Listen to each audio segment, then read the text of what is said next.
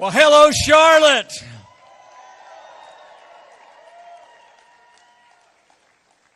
To Madam Chairman, Marshall E. Kelly, the Republican delegates from all across America, it is a joy to be with you at the 2020 Republican National Convention here in North Carolina.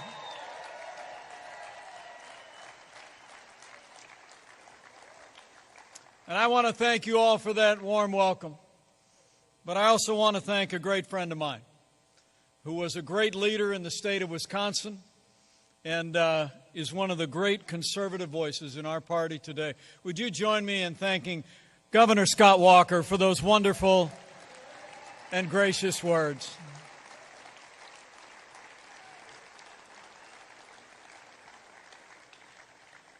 It's deeply humbling for me to come to you on a day like today.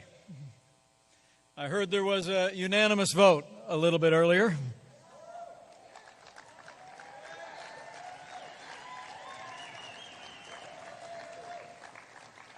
And I'll have more to say about that at Fort McHenry on Wednesday night.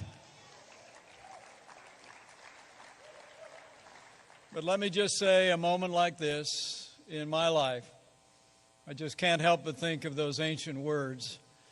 Who am I? And who is my family that you've brought us this far? And I want to thank you for the honor of this day.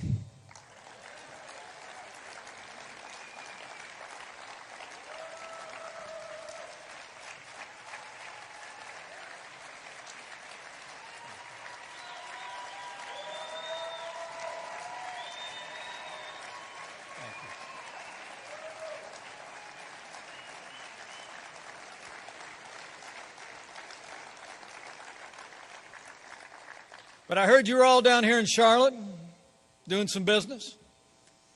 The beginning of a great week for the Republican National Convention. But I got to be honest with you, I'm here for one reason and one reason only.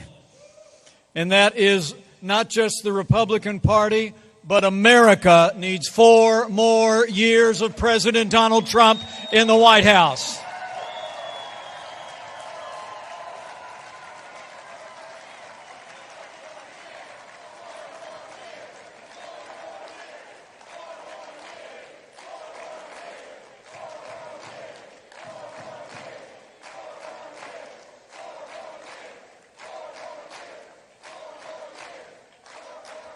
It was 4 years ago that all of you gathered here made it possible for America to have a fresh start. You knew we could be strong again. You knew we could be prosperous again. You knew we could have a president who put America first again. And in 2016, you elected President Donald Trump to the White House. And think of all we've done. We revived this economy through cutting taxes, rolling back regulations, unleashing American energy, and fighting for free and fair trade. And after years of budget cuts, this president rebuilt our military. We restored the arsenal of democracy, and we're once again giving our soldiers, sailors, airmen, Marines, and Space Force the resources that they need to defend this nation every day.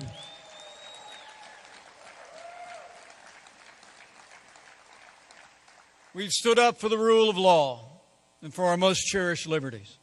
This president has seen, with your support, more than 200 men and women confirmed to our federal courts at every level, and they are all conservatives who will uphold the God-given liberties enshrined in our Constitution, like the freedom of religion, the freedom of speech, and the Second Amendment right to keep and bear arms.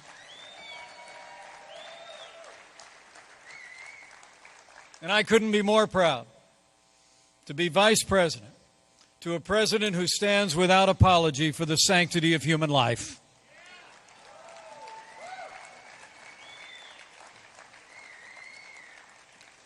But today is about 4 more years. This week we will take our case to the American people. And we certainly heard the Democrats' case last week. It's remarkable to think. And you understand when you listen carefully to their agenda beyond the platitudes and the attitude, you hear an agenda. Joe Biden and the Democratic Party have been overtaken by the radical left. Their agenda is higher taxes, socialized medicine, open borders, abortion on demand, and cutting funding to the men and women who serve in law enforcement at every level. Well, we're going to take our case to the American people. It's a case of lower taxes, free market economics, secure borders, right to life, and we're going to make it clear that this president, this vice president, and this party will always stand with the men and women who serve on the thin blue line of law enforcement. We're going to back the blue.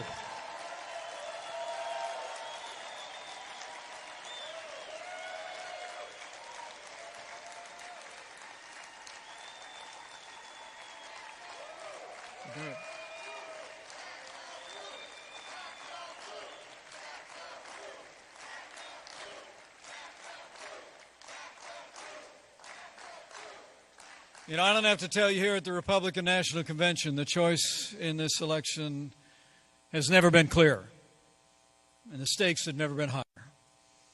And we'll be taking our case to the American people this week, but it'll be you and the millions of Americans involved in our party in every state and territory of this nation who will be carrying that message to the phone lines and to the front doorsteps of the American people.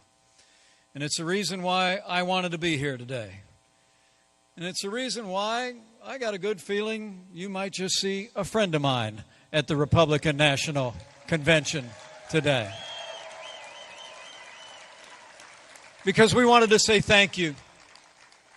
We wanted to say thank you for all the work that you have done and all the work that you will continue to do on the days ahead. In the car on the way here after I landed in Charlotte, I was on the phone with more than 5,000 volunteers all across America. We're going to be getting people together in your state and in every state and territory across this land. We already have the largest grassroots campaign in American history, and we're going to secure 2 million volunteers before Election Day.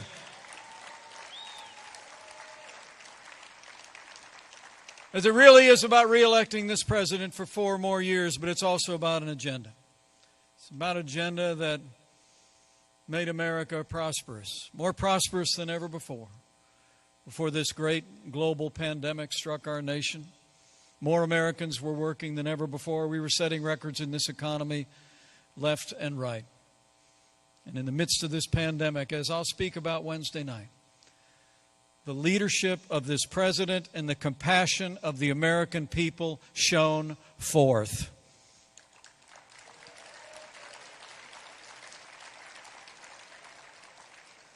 And we'll continue to work every day until we put this coronavirus in the past. And when we reelect President Donald Trump, remember, it's going to be 4 more years. That means more jobs. 4 more years means more judges. 4 more years means more support for our troops and our cops.